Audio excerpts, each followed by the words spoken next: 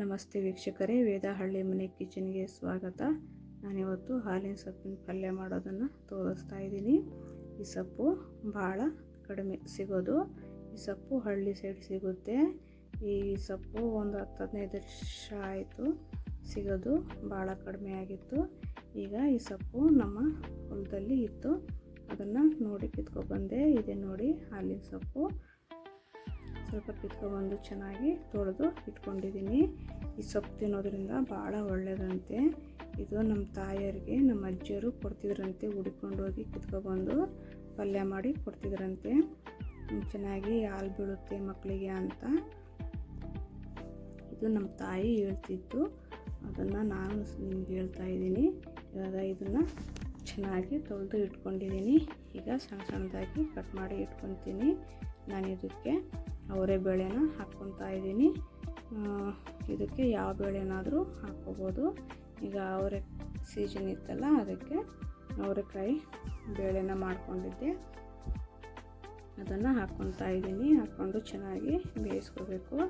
ಹಾಗೆ ಸೊಪ್ಪನ್ನು ಸಹ ಸಣ್ಣದಾಗಿ ಕಟ್ ಮಾಡಿ ಇಟ್ಕೊಂಡಿದ್ದೀನಿ. ಈಗ ಬೇಳೆನೂ ಚೆನ್ನಾಗಿ ಬೆಂದಿದೆ.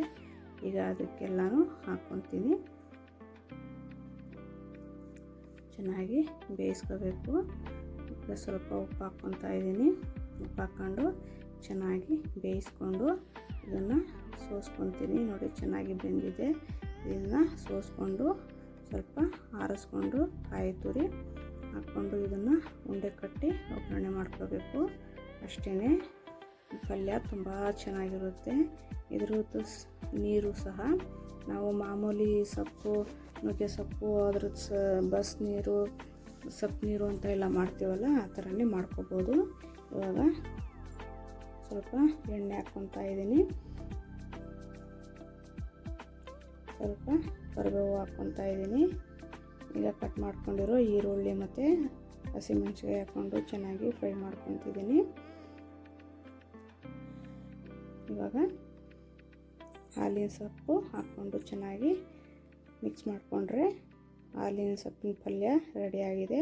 ಈ ರೆಸಿಪಿ ನಿಮ್ಗೆ ಇಷ್ಟ ಆದರೆ ಲೈಕ್ ಮಾಡಿ, ಕಮೆಂಟ್ ಮಾಡಿ, ಹಾಗೆ ನನ್ನ ಚಾನಲ್ನ ಸಬ್ಸ್ಕ್ರೈಬ್ ಮಾಡೋದನ್ನು ಮರಿಬೇಡಿ ಫ್ರೆಂಡ್ಸ್.